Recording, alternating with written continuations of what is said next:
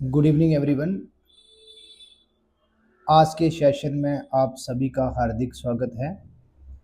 आज हम MCQs discuss करेंगे इंडियन कॉन्स्टिट्यूशन के पार्ट सेकंड सिटीजनशिप के ऊपर।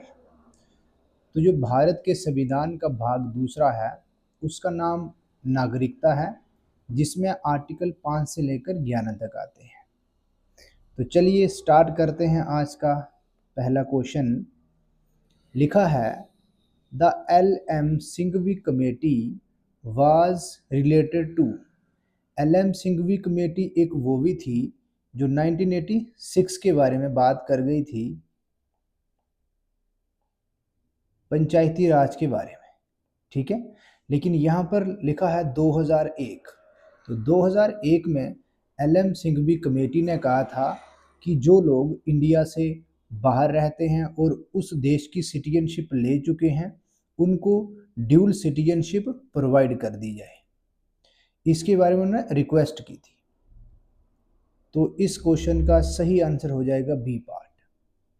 Next question, which principle of citizenship was originally followed by the Indian constitution. Question ये कह रहा है कि जिस समय इंडिया के लोगों को सिटीजनशिप दी गई 26 जनवरी 1950 को, जो कहा गया, तो वो किसके आधार पर दी गई। तो इस क्वेश्चन का सही आंसर होगा जस सोली। जस सोली का मीनिंग है बर्थ प्लेस। बर्थ प्लेस के आधार पर भारत के लोगों को सिटीजनशिप दी गई। तो क्वेश्चन नंबर 2 का राइट आंसर होगा C part, jus soli. Third question, Assam accord is primarily associated with. आपने बताना कि जो असम मेमोरेंडम लाया गया 1985 को, वो किसके साथ एसोसिएटेड था। तो उसमें बात की थी सिटीजनशिप एंड इलीगल माइग्रेशन के बारे में। तो क्वेश्चन नंबर 3 का राइट आंसर होगा ए पार्ट।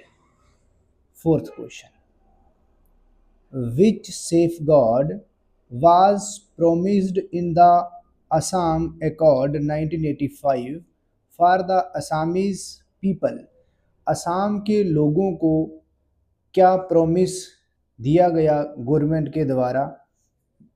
तो उन्होंने कहा था कि जो आपका कल्चरल, सोशल और लैंग्विस्टिक आइडेंटिटी, पहचान है आपकी, ये आपकी प्रोटेक्ट की जाएगी। तो इस क्वेश्चन का सही आंसर होगा सी पार्ट। सवाल नंबर 5, which article is related to the system which has been made for the citizens living outside India so that they can acquire Indian citizenship. जो लोग इंडिया की सिटीजनशिप पहले रखते थे, अभी उनके पास नहीं है, जिनको कहा जाता है पर्सन ऑफ इंडियन ओरिजिन। तो उनको अगर भारत की सिटीजनशिप लेनी है तो उसके बारे में किस आर्टिकल में लिखा हुआ है। तो वो आर्टिकल है 8। ठीक है, तो फिर आर्टिकल 5 में क्या है। आर्टिकल 5 में है डेफिनेशन ऑफ सिटीजनशिप।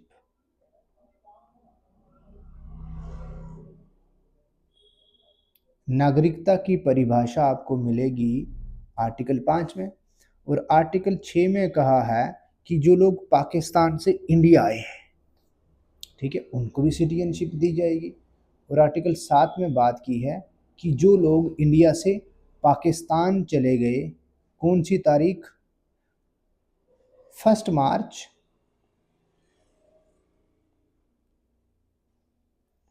1947 से, ये है।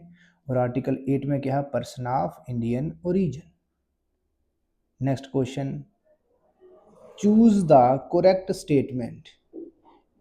नीचे 2 स्टेटमेंट्स दी हैं, आपने दोनों को रीड करना है और बताना है कि कौन सी स्टेटमेंट सही है, या फिर दोनों सही है, या फिर कोई भी सही नहीं है। तो देखिए, स्टेटमेंट पहली कहती है कि सिटीजनशिप एक्ट जो 1955 में आया वो आर्टिकल 11 से रिलेटेड था। तो बिल्कुल सही बात है, जो एक्ट आया था सिटीजनशिप वाला 1955 में, ये रिलेटेड था सिटीजनशिप से। और सिटीजनशिप में आर्टिकल 5 से लेकर 11 तक आते हैं, तो इसमें आर्टिकल 11 है, तो ये वाली स्टेटमेंट सही हो जाएगी। देखो नेक्स्ट जो स्टेटमेंट जो है दूसरी वो कहती है protection of civil rights has been granted despite parliamentary legislation, कि जो राइट्स जो हैं लोगों के वो प्रोटेक्ट रहेंगे, वो उनको दिए जाएंगे। ये वाली स्टेटमेंट किस आर्टिकल में लिखी है? और ये आर्टिकल लिखी है 10th आर्टिकल में। तो देखो ये भी सही है, तो स्टेटमेंट दूसरी भी सही हो जाएगी। तो हमको ऐसा ऑप्शन ढूंढना है जिसमें बोथ आर करेक्ट हो। तो इसमें हो जाएगा सी पार्ट, कि 1 वाली स्टेटमेंट भी सही है और दूसरी वाली स्टेटमेंट भी सही है, both are correct. 7th question की बात करेंगे अभी हम। In relation to citizenship based on naturalisation comma knowledge of the language mentioned in the 8th schedule of the constitution is necessary. यदि किसी आदमी को सिटीजनशिप लेनी है तो उसको एक नॉलेज आनी चाहिए जो शेड्यूल 8 में मेंशन है। तो शेड्यूल 8 में पहले तो जो लैंग्वेजेस मेंशन थी ना 26 जनवरी 1950 को, तो वो 14 थी, लेकिन अभी वो बढ़ाकर 22 लैंग्वेजेस हो गई हैं। तो चलिए बात है पहली स्टेटमेंट की, एक ये, और दूसरी स्टेटमेंट ये, in case of voluntarily accepting citizenship of another country termination of citizenship is related to article 9। ये कहता है कि यदि कोई भी इंडियन किसी दूसरी कंट्री की सिटीजनशिप ले लेता है तो उसकी जो सिटीजनशिप जो है वो इंडिया से कैंसिल कर दी जाएगी। ये वाली स्टेटमेंट आर्टिकल 9 में लिखी है और ये स्टेटमेंट बिल्कुल करेक्ट है। तो हम बात करें स्टेटमेंट पहली भी राइट है और स्टेटमेंट दूसरी भी राइट है, तो बोथ आर करेक्ट हो जाएंगे यहाँ। तो फिर ऑप्शन कौन सा सही हो जाएगा? C part, both are correct. Next question number 8। When did the provisions of citizenship came into force in the Indian constitution, कि जो सिटीजनशिप के रिलेटेड प्रोविजंस हैं वो इम्प्लीमेंट कब हुए? तो ये इम्प्लीमेंट होते हैं 26 नवंबर 1949 को। तो फिर इसका मतलब C part is the right answer. देखो 26 जनवरी 1950 को भारत का संविधान लागू हुआ, ये हम सारे जानते हैं, ठीक है। जिस समय भारत का संविधान कंप्लीट कर दिया गया और उसको पास कर दिया गया, उस समय उसमें जो आर्टिकल्स थे वो 395 आर्टिकल्स थे। तो 395 आर्टिकल्स में से 15 आर्टिकल्स ऐसे थे जिसमें सिटीजनशिप वाले भी आर्टिकल्स थे, वो 26 नवंबर 1949 को इम्प्लीमेंट हो गए थे। बाकी जो जितना भी रेस्ट कॉन्स्टिट्यूशन बचा वो 26 जनवरी 1950 को हुआ था। इसलिए सिटीजनशिप के रिलेटेड जो प्रोविजंस थे वो 26 नवंबर 1949 को इम्प्लीमेंट हुए थे। तो इस सवाल का राइट आंसर सी पार्ट बन जाएगा।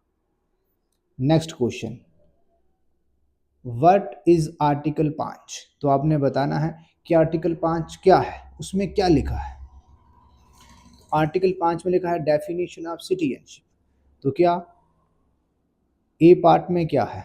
ए में लिखा है फंडामेंटल ड्यूटीज, ये तो नहीं है। वोटिंग, ये भी तो नहीं है।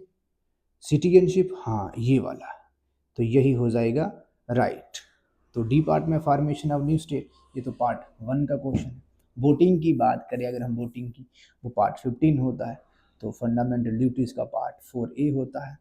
तो आर्टिकल 5 में किसके बारे में बात होती है? सिटीजनशिप के बारे में। नेक्स्ट क्वेश्चन की बात करेंगे, कहता है एज पर आर्टिकल 6B का 1 of the constitution of India, कि जो आर्टिकल 6B का 1 है इंडिया के कॉन्स्टिट्यूशन का, वो क्या बात करता है? कहता है every person has a right to citizenship of India if he slash she migrated from Pakistan before the. तो देखो, आगे बढ़ने की नीड नहीं है। क्वेश्चन ये कहता है, हमने क्लास में बहुत बार पढ़ा है कि अगर कोई पर्सन जो है पाकिस्तान से इंडिया माइग्रेट करता है बिफोर, तो हम कौन सी तारीख वहाँ पे पढ़े थे, वो थी 19 जुलाई 1948। अगर 19 जुलाई 1948 से पहले पहले तक अगर कोई इंसान पाकिस्तान से इंडिया आ जाता है, तो उस इंसान को कोई भी उस इंसान को इंडिया में आकर कितनी देर रहना है, 6 मंथ रहना है, 6 महीने रहना है, और उसके बाद उसको रजिस्ट्रेशन फॉर्म फिल करना है और उसको भारत की सिटीजनशिप दे दी जाएगी। ठीक है, स्टेटमेंट से नहीं घबराना है, काफ़ी क्वेश्चन से नहीं घबराना है, हमको मेन पॉइंट पकड़ना है।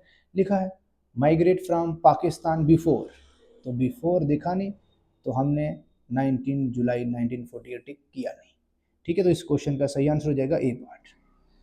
Next question, article 6 of the Indian constitution mention, कि आर्टिकल 6 जो है इंडियन कॉन्स्टिट्यूशन का, उसमें क्या मेंशन है, क्या इंफॉर्मेशन है उसमें। तो देखिए 4 स्टेटमेंट्स लिखी हैं। पहली स्टेटमेंट है rights of citizenship of certain persons who have migrated to India from Pakistan. क्या वो पाकिस्तान से इंडिया में माइग्रेट करने की बात करते हैं? बिल्कुल यही बात तो है। तो स्टेटमेंट पहली जो है ये सही हो जाएगी, बाकी रीड करने की नीड ही नहीं। नेक्स्ट बात करते हैं हम, as per article 7 of Indian constitution any person who has after dash migrated from the territory of India to the territory now included in Pakistan shall not be deemed to be a citizen of India। इतना लंबा पढ़ने की नहीं। Question जो ये वाला 12th जो है सीधा लिखा आर्टिकल 7। तो हमने आपको पहले बताया कि आर्टिकल 7 में क्या कि कहा गया कि जो आदमी 1 मार्च 1947 को माइग्रेट कर गया इंडिया से पाकिस्तान, तो बस उसके बारे में ये बात की थी। ठीक है, जो आदमी चला गया वापस आया नहीं, तो उसको इंडिया की सिटीजनशिप मिलेगी, क्योंकि वापस ही नहीं आया वो। इस क्वेश्चन का सही आंसर होगा A point. Question number 13, which of the following article defines, कहता कौन सा आर्टिकल डिफाइन करता है the rights of citizenship to certain persons of Indian origin. तो सिर्फ आगे बढ़ने की नहीं। क्वेश्चन क्या है, पर्सन ऑफ इंडियन ओरिजिन, तो इसका आर्टिकल होता 8। ठीक है, ये चीज़ें याद रखनी, आर्टिकल 8 राइट।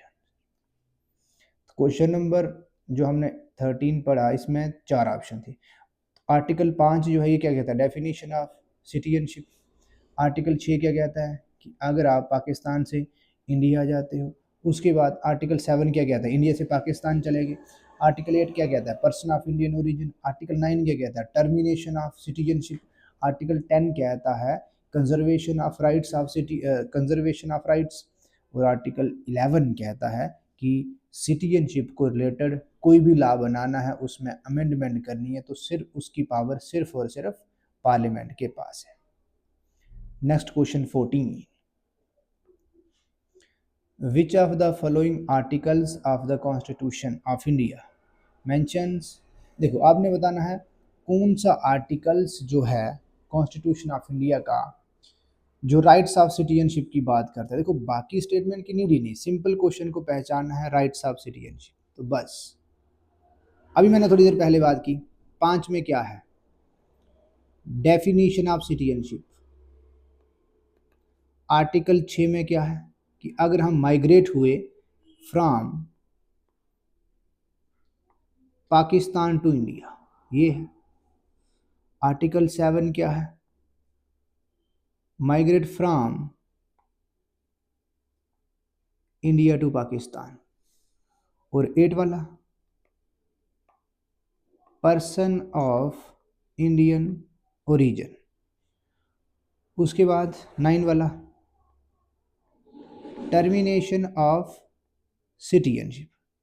10th वाला वही राइट्स। और 11th वाला कि पार्लियामेंट कानून बना सकती सिटीजनशिप के लिए। इस क्वेश्चन का सही आंसर होगा article 10 D part. Next question, according to article 11, देखो ज़्यादा पढ़ने की नीड ही नहीं है। Article 11 of the constitution of India makes authority who has, देखो सिंपल बात, आर्टिकल 11 के तहत किसके पास अथॉरिटी है क्या करने की? Termination of citizenship. ठीक है, सिटीजनशिप को टर्मिनेशन करना है तो किसके पास पावर है? पार्लियामेंट के पास। आज के पार्ट में हमने, यानी कि आज के सेशन में हमने 15 क्वेश्चंस लाए थे सिटीजनशिप के ऊपर। अगली वीडियो में हम जो क्वेश्चन लाएंगे वो इससे भी अच्छे क्वेश्चंस होंगे, उनका लेवल थोड़ा इनसे ज़्यादा ही होगा, तो उन क्वेश्चन को भी हम प्रैक्टिस करेंगे। तो तब तक के लिए आप इनको रिवाइज करना, अच्छे से प्रैक्टिस करना। तो अब हम अगली वीडियो में मिलेंगे कल रात को 9 बजे।